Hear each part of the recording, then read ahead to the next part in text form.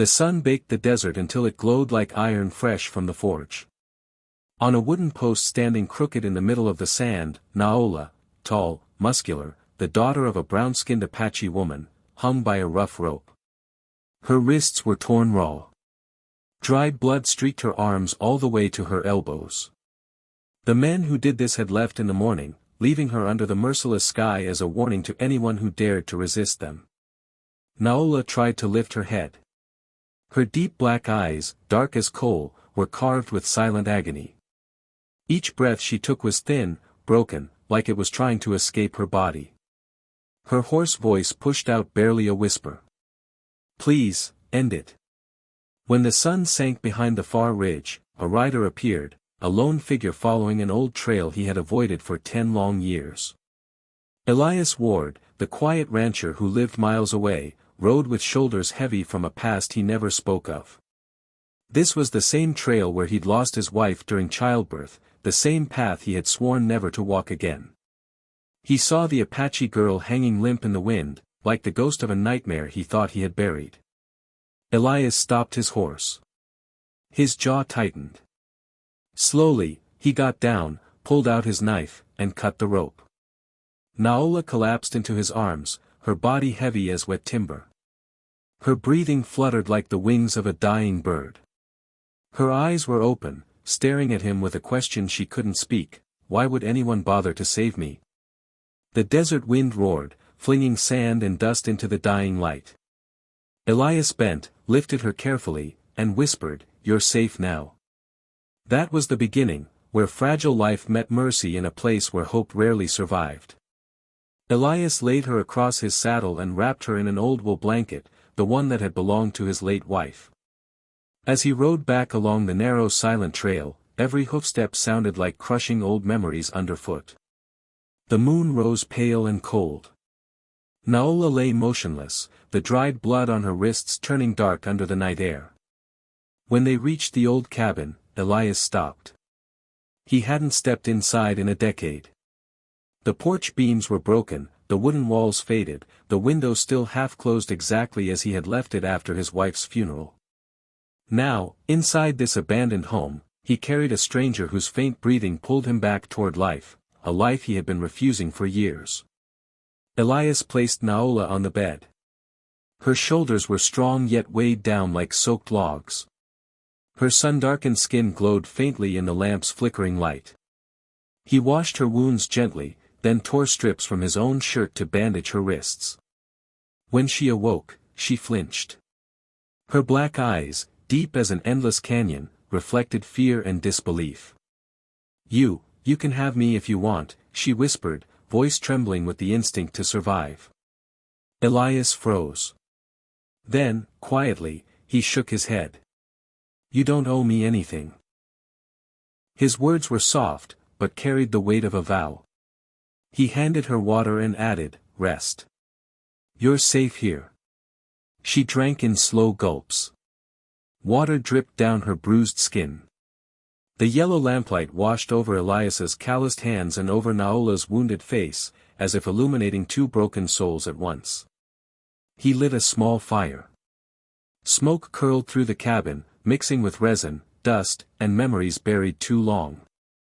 Their shadows stretched across the wall, the shadow of a man who had died inside, and the shadow of a woman who had escaped death by inches. That night, Elias sat guard on the porch. The rifle rested near his foot. Behind the wooden door, he listened to Naola's fragile breathing. Clouds gathered above, whispering that rain would soon fall. Elias lifted his head. Maybe this house needed a heartbeat again, he murmured. Dawn came with soft rain. Sunlight pierced through the cracked roof and brushed Naola's sleeping face. Her broad shoulders rose and fell under the wool blanket. Elias brewed coffee at the kitchen table, the kettle's broken handle clinking softly. When she woke, he said simply, "You should eat." Her voice was small.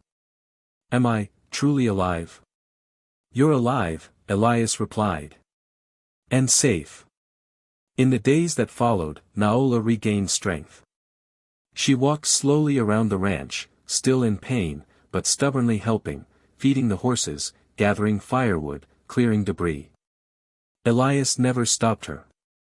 He simply watched, silent but present. She barely smiled. He rarely spoke. Yet each evening, as the fire glowed and shadows danced on the walls, they grew a little less like strangers. One afternoon, Naola asked, "Why did you save me?" "Your people, they hate us." Elias stared at the gray sky. "I didn't save you because of who you are. I saved you because if I had walked away, I would have become just like them." She lowered her head. That sentence lit a small flame in her heart, something warm, something almost forgotten. That evening, she approached him on the porch. "Elias," she whispered, "thank you, for not touching me." Elias looked at her steadily. "I didn't save you to take anything," he said. "I only wanted someone to keep breathing." Her eyes glistened. She turned away silently, tears cutting through the dust on her cheeks. That night, she slept without nightmares. 2 weeks later, Naola was strong enough to ride. Elias took her into town. The moment they entered the store, silence fell. Eyes narrowed. Whispers rose like dust, an Apache woman with a white man. Naola picked out supplies quietly. Elias stood behind her, calm but watchful. Suddenly, heavy boots struck the floor. Brent Coulter, the man who had strung her up, stepped forward, drunk and snarling. "This savage is alive. She stole. I saw her hide salt." The store filled with murmurs. The shopkeeper hesitated. Brent raised his hand to strike Naola. Elias grabbed his wrist midair. "Touch her again," Elias said, voice low as thunder, "and I'll bury you with the same rope you used before."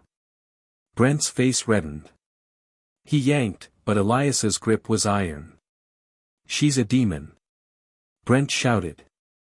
Elias shoved him to the floor. "No. She's human. And you're a coward." Silence smothered the room. Brent fled, humiliated. On the way home, Naola whispered, "No one has ever stood up for me." "I didn't stand up for you," Elias said. "I did what a person should do." Her eyes glowed with something deep and fragile, trust. That night, danger returned. Hoofbeats thundered outside. Men. Guns. Elias blew out the lamp. Naola grabbed the axe. Brent burst in, pistol raised. "Let's see if you protect her now." The fight was brutal, shattering wood, splintered walls, a tangle of fists and fury.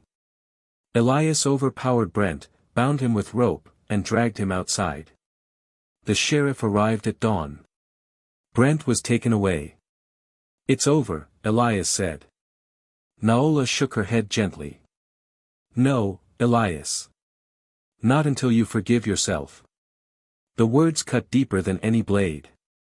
The next morning, Elias rode to a place he once vowed to never return. Naola followed. They reached a small decaying cabin, the home where his wife had died giving birth 10 years earlier. Inside lay dust, a cradle, and echoes of grief. Elias whispered, voice shaking, "I left everything here, even myself." Naola touched his hand. "They tied me with a rope," she said softly. "But you have been tying yourself for years." At his wife's grave under the oak tree, Elias knelt and whispered, "I'm home, Mary. I'm not leaving again." Naola held his hand. In her deep eyes, he finally saw peace.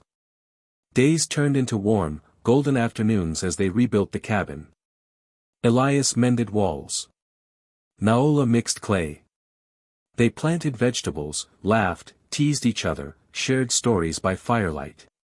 One sunset, Elias whispered, "This house has never looked more beautiful." Naola smiled. "Because for the first time, someone lives in it." Autumn winds swept across the field. The rebuilt cabin stood like a healed scar. Fires burned warm inside. Wind chimes danced on the porch. Elias told her, "You returned me to life." And you, Naola whispered, placing a hand on his heart, saw me when no one else did. The next morning, Elias hammered a sign into the ground. Ward Ranch, a home for the lost. Naola touched the letters. Those who are lost will find their way.